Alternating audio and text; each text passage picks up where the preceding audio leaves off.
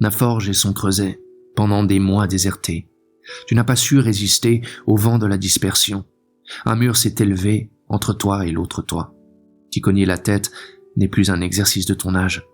Le taguer tel un adolescent ne calmera pas ta rage. T'y adosser à la manière des praticiens de l'attente serait un moindre mal. Dos au mur, pas d'équivoque, on verra qui de lui ou de toi s'écroulera le premier.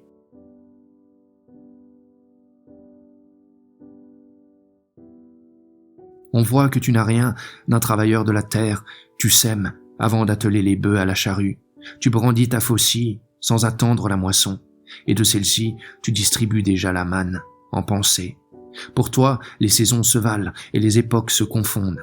Dès lors, qu'en guise de terre, tu n'as que le lit pierreux de ton corps et les pentes abruptes de ta mémoire à labourer.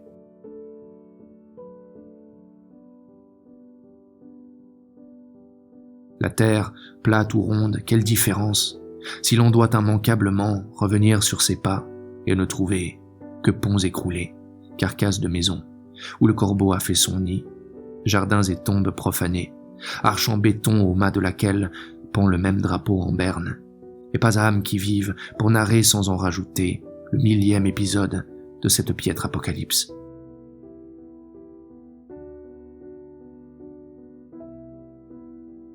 Comme si l'on pouvait choisir dans l'éventail de l'horreur couvrant la planète, la raison vacille, mais il faut se reprendre, s'indigner, dénoncer, certes.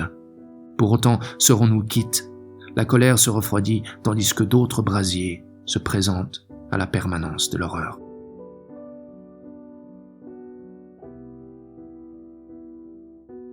Quel registre consignera la marche de ceux qui n'ont d'autre boussole que l'étoile des désemparés, brillant une fois par siècle, lors d'un pèlerinage sans sanctuaire où chaque créature faible, si faible, criblée d'interrogations, se prosterne sur l'asphalte, le sable du désert, dans une grotte ou une cabane, et ne peut s'adresser qu'à sa conscience douloureuse au centre de laquelle trône l'icône au visage lacéré d'une promesse.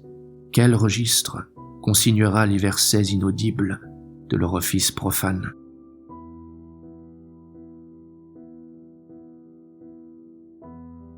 Finalement, le vocable qui rend le mieux compte de ta situation dans la condition humaine appartient à la langue arabe.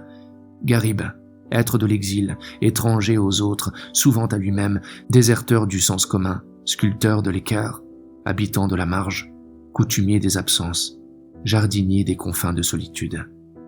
Un rêveur de plus alors.